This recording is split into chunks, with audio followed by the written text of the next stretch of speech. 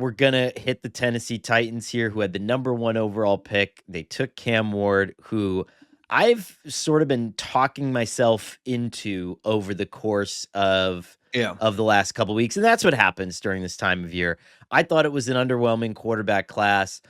I'm very curious to see what Brian Callahan does as a designer of an offense, specifically for someone like Cam Ward without the assistance of like a play calling head coach like he had with Zach Taylor. It's going to be a big test for him. But as in terms of Cam Ward, the prospect, I'm starting to get there. I'm curious what you think. Yeah, so I had a story. I don't know if you checked out the takeaways this week, but like I had a story kind of on what Cam's done. And I thought this was really interesting. Was like one of the things they were able to ascertain on him, during the pre-draft process was, and I think this is fascinating because I think this is like the case with a lot of college quarterbacks now, is that coming out of college, like he knew football, but he didn't necessarily know how to explain everything he was seeing, like, so he'd see something and he'd react the right way consistently. And you knew he knew it, but maybe he couldn't like really explain the whys of it. Right. So they worked with him a little bit on that pre-draft. And then he comes in for the rookie mini camp a couple weeks after the draft. And so it starts on a Friday. The Saturday morning, the coaches get in the 5:00 hour, and there's Cam Ward in a meeting room with all the rookie tight ends, the rookie receivers, and the rookie running backs. And they're going over the script and they're going over the install. And then since then, like every day they've had a practice, they've done that. And I think it's interesting because that's not just like, obviously anybody would love to see their quarterback working off hours and putting in extra and all of that. That's part of the position. But there was a self-awareness to it too.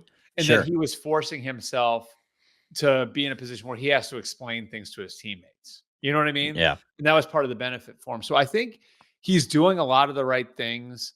I'm with you. Like I've sort of built some the more I've talked to people about him, and not Titans people, but people who evaluated him coming out, like, how did this guy go from like a 6th round pick who was going back to school with his tail between his legs after initially declaring for the 24 draft?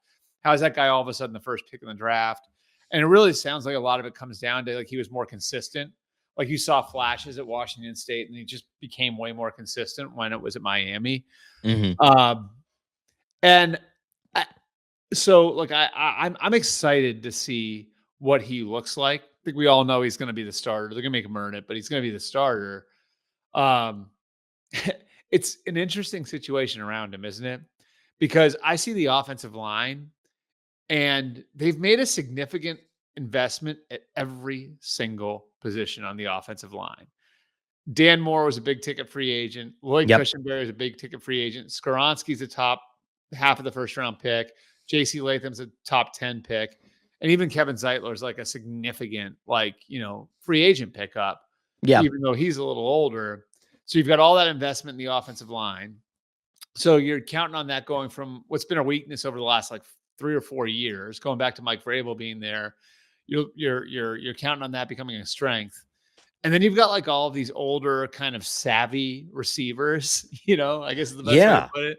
And like Calvin Ridley and Tyler Lockett and Van Jefferson. It's just an interesting mix, like where it feels to me like maybe they're trying to set it up so Cam can have some early success and putting like some veteran infrastructure around him and investing that heavily in the offensive line. It reminds me a little bit of what Ryan Poles was trying to do in Chicago before Caleb Williams got there, right? I mean, this doesn't have quite the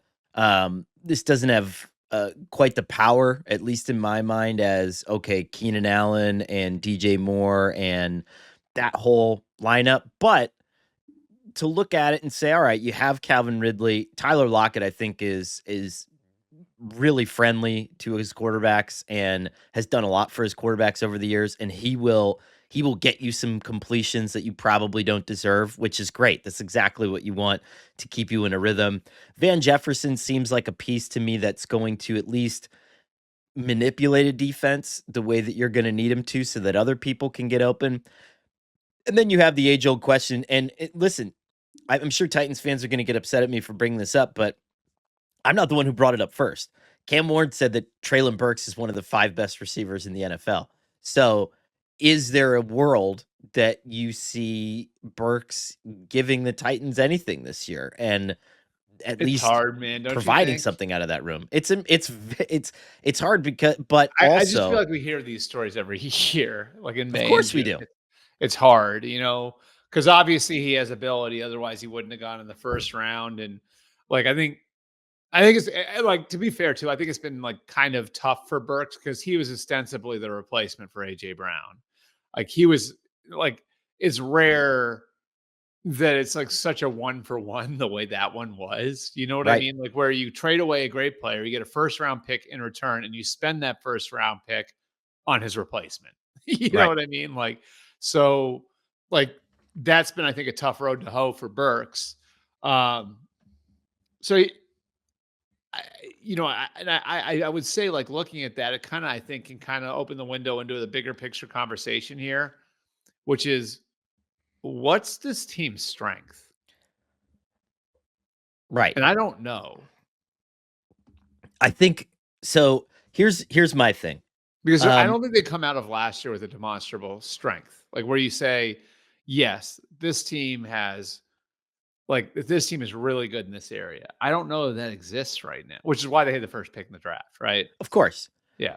That's why for optimistic projections, I almost throw the record completely and totally Mhm. out the window. And I throw a lot of the development stuff out the window because, yes, I mean, Cam Ward was your first round pick. You had 2 fourth-round picks at wide receiver. You had your second-round pick at outside linebacker, your third-round pick at strong safety. That stuff to me, I mean, obviously, you want some of these guys to start popping and to start standing out when they have minutes. To me, though, this is and I don't know if this is fair to Brian or not. This is a coaching season. And it's like, I will throw the record out the window. I don't necessarily care that they will probably finish in last place in this division again. I don't I, Yep. and I think that's what happens again when you have the number 1 overall pick. But if we can see this offense moving the ball somewhat consistently, and what's unique about it is you brought it up too, Albert. There's based on Cam Ward's movement skills, based on the way that he could probably buy himself some time in the pocket, there's a lot of players, even like Chig at tight end, right? Where you don't have to really air it out. And as a rookie quarterback, that's nice. You can get the ball to, you can get the ball to Pollard. You can get the ball to Chig. And those guys are going to pick up some yards after first contact. And those guys are going to help you move the ball. If we just see something coherent in that way, shape, or form, if we see not even a shooting line right up to the moon, but just, some stable development out of Cam Ward, and, you're Yeah. going to have these Will Levis disaster games. Of course you are. But if we could just see that, like if the Titans could So go into next year knowing that Brian Callahan is still their head coach, what a win that would be, wouldn't it? here's where I would plant my flag for them. I would say, give me a half dozen players that I know are going to be around in 2027 or 2028. Yeah, Give me, like, come out of this year with some foundation pieces where it's like, we are not going into the draft again like as a dartboard team. A team right. that could just has to just get a good player on the roster. Like, we are starting to form something that looks like it's lasting here. That doesn't mean superstars, but show me JC Latham can be like a long-term answer at right tackle, right? Show me that you got Dan Moore right in free agency. Show me that the defense, like, you've got a couple of young pieces. Maybe it's Olu, who they drafted, Oladejo from UCLA, who they drafted. Maybe it's Kevin Winston, who I think has a ton of promise from Penn State at safety. But I think just having some of those pieces in place where it's like, all right, like, we're really excited to see where these guys go in 2026. Like, that to me would be a success. Yeah. I mean, this is going to be, and it's tough, right? When you're up there, when you're number 1 and you have to take the quarterback almost. I mean, I think that there was no choice for Yep. them to fall in love with Cam Ward. I mean, you certainly weren't going with Shadur Sanders, and we saw the way that the rest of that draft class came out. God, wouldn't it be interesting if the Giants end up kind of in the best position out of anyone, depending on what happens with Jackson Dart. But Will Levis isn't starting meaningful games next year. This is going to be a sink or swim kind of first year for Cam Ward, which is a tough position to be in.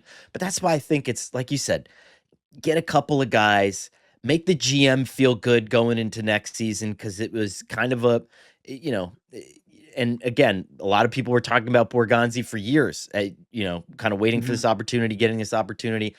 Let's just get a good feeling going. I mean, think about it. This is a big deal for the Titans, man. Franchise quarterback, you're building a stadium. We'll see how the ticket sales are going for that, future ticket sales and stuff Which like can that. Like always affect these things too, as we know. exactly. Like you got to build, got to build a little buzz.